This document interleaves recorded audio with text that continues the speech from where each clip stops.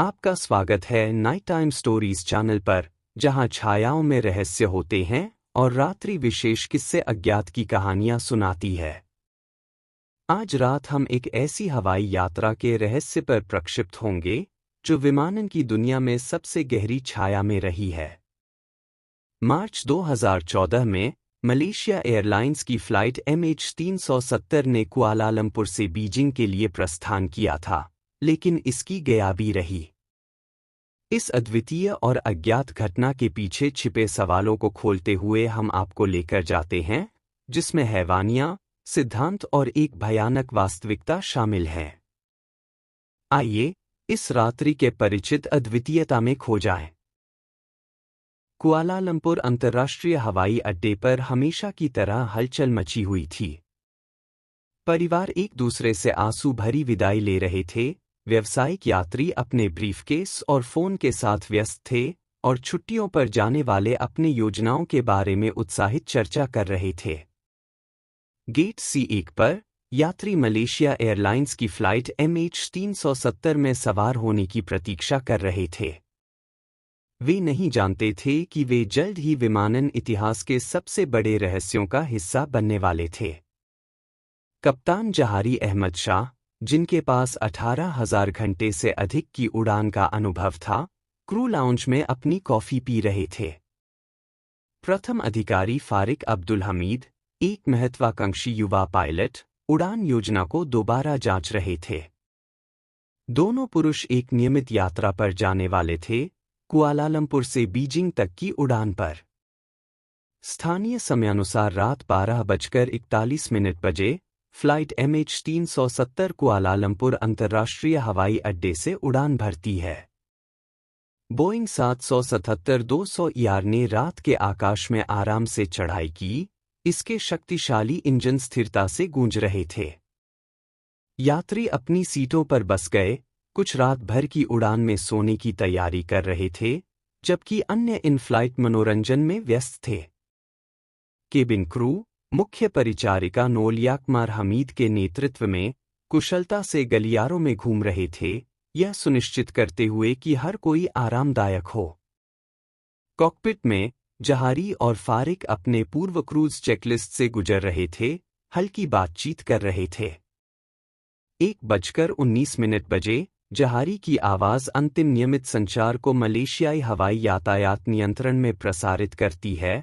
Good night मलेशियाई 370, यह विमान से अंतिम पुष्टि की गई संचार थी।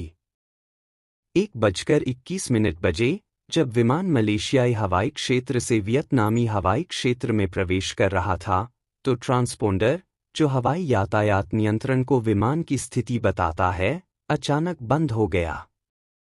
जहारी और फारिक को पता नहीं था, एक अज्ञात बल या खराबी के कारण विमान अपने निर्धारित मार्ग से भटक गया। केबिन में यात्री उभरते संकट से अनजान थे। जहारी अचानक बदलाव को देखते हुए फारिक को सिस्टम की जांच करने का निर्देश देता है। फारिक, क्या हो रहा है? जहारी ने चिंतित स्वर में पूछा। सिस्टम सामान्य है, कप्तान, फारिक ने जवाब दिया, लेकिन उसकी झुकी हुई भौहें कुछ और ही इशारा कर रही थीं। बिना किसी चेतावनी के विमान पश्चिम की ओर मुड़ गया, अपने उत्तर की ओर जाने वाले रास्ते से हट गया। चलो नियंत्रण वापस पाने की कोशिश करते हैं, जहारी ने कहा, नियंत्रणों पर अपनी उंगलियां नाचते हुए। उनकी सर्वश्रेष्ठ कोशिशों के बावजूद विमान अपने असामान्य रास्ते पर चलता रहा। जैसे ही MH370 नागरिक रडार से गायब हो गया, कुआलालंपुर और हो ची मिन्ह सिटी में हवाई यातायात नियंत्रक हड़बड़ी में संपर्क फिर से स्थापित करने की कोशिश कर रहे थे। उनके कॉल का कोई जवाब नहीं आया। आने वाले घंटों में सैन्य रडार ने विमान को अजीब तरह से चलते हुए ट्रैक किया, फिर अंततः हिंद महासागर पर गायब हो गया। कॉकपिट में जहारी और फारिक एक अज्ञात दुश्मन से लड़ रहे थे। हमें उतरने और केबिन का दबाव कम करने की जरूरत है, जहारी ने फैसला किया, यह उम्मीद करते हुए कि इससे स्थिति को संभालने में मदद मिलेगी। उन्होंने यात्रियों को एक घोषणा की, अपनी आवाज को जितना संभव हो सके शांत रखते हुए, महिलाओं और सज्जनों, यह आपका कप्तान बोल रहा है। हम कुछ तकनीकी कठिनाइयों का सामना कर रहे हैं। कृपया अपनी सीटों पर बैठे रहें और अपनी सीट बेल्ट बांधे रखें। जैसे ही विमान उतरा, केबिन में भ्रम और चिंता का माहौल था। फ्लाइट अटेंडेंट तेजी से घूम रहे थे, यह सुनिश्चित कर रहे थे कि हर कोई सुरक्षित है और ऑक्सीजन मास्क वितरित कर रहे थे। जहारी और फारिक, अब अपने मास्क पहने हुए, समस्या को पहचानने के लिए जोर लगा रहे थे। लेकिन समय बीतने के साथ उनके विकल्प कम होते गए। हमें दक्षिण की ओर बढ़ने की जरूरत है, जहारी ने आखिरकार कहा, सबसे निकटतम सुरक्षित लैंडिंग स्थान की ओर इशारा करते हुए, हालांकि यह एक लंबी शॉट थी। उन्होंने अपने रास्ते को समायोजित किया, विमान को दक्षिणी हिंद महासागर की विशाल खाली जगह की ओर ले जाते हुए। केबिन में माहौल तनावपूर्ण लेकिन नियंत्रित था। यात्री आपस में फुसफुसा रहे थे, शांत रहने की कोशिश कर रहे थे।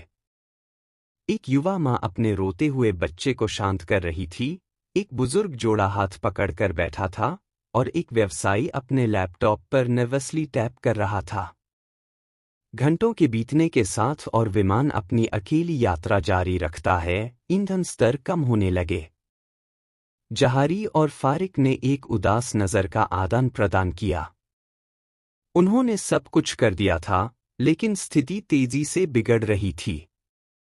जल में उतरने की तैयारी करें, जहारी ने घोषणा की। स्थिति की गंभीरता के बावजूद उसकी आवाज स्थिर थी। उन्होंने विमान को नीचे की ओर गाइड किया, नीचे फैले हुए अंधेरे पानी का विशाल विस्तार।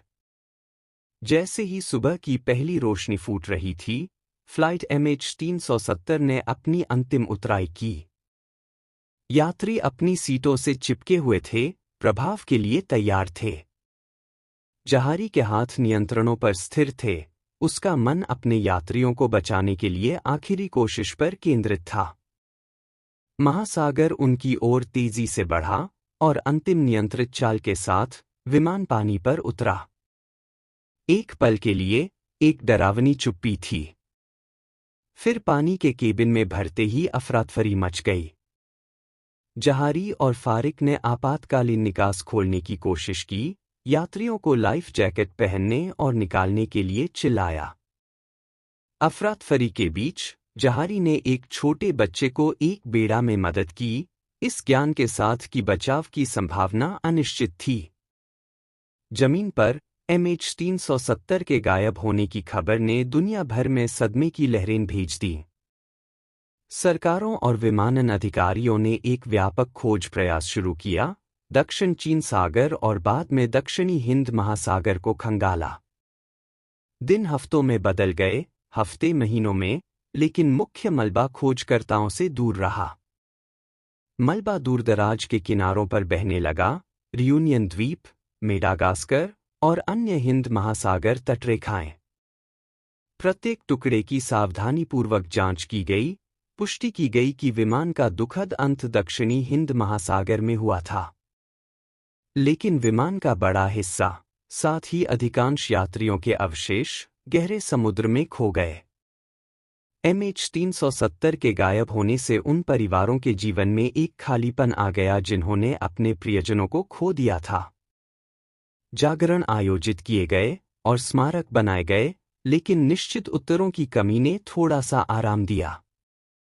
उड़ान के बारे में क्या हुआ, इसके बारे में सिद्धांत यांत्रिक विफलता और पायलट त्रुटि से लेकर अधिक विचित्र विचारों तक फैले हुए थे, जिनमें से कुछ में अपराध या यहां तक कि विदेशी हस्तक्षेप शामिल थे।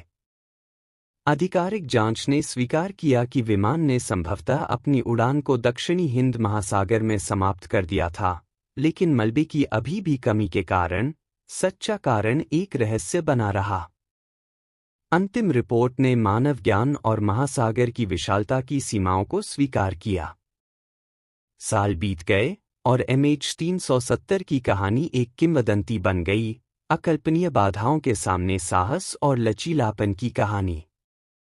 कप्तान जहारी और प्रथम अधिकारी फारिक को न केवल पायलट बल्कि नायकों के रूप में याद किया गया जिन्होंने अपने यात्रियों को बचाने के लिए अंतिम समय तक लड़ाई लड़ी।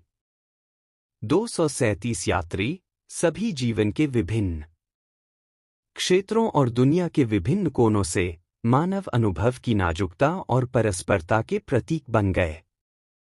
फ्लाइट MH370 हमारे दुनिया में अभी भी मौजूद रहस्यों की एक गंभीर याद दिलाती है।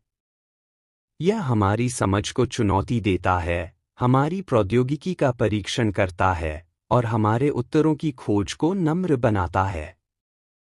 महासागर अपने रहस्यों को अच्छी तरह से रखता है, लेकिन उन लोगों की यादें जो खो गए थे, उनके प्रियजनों के दिलों में और इतिहास के पन्नों में दर्ज हैं।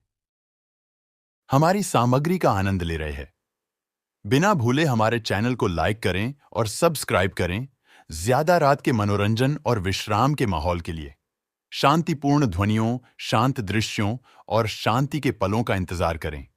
हमारी समुदाय में शामिल हों और संगीत, तस्वीरें और विश्राम के माहौल में संगठित हों। मीठे सपने आपका इंतजार कर रहे हैं। धन्यवाद, सुरक्षित रहें और खुश रहें।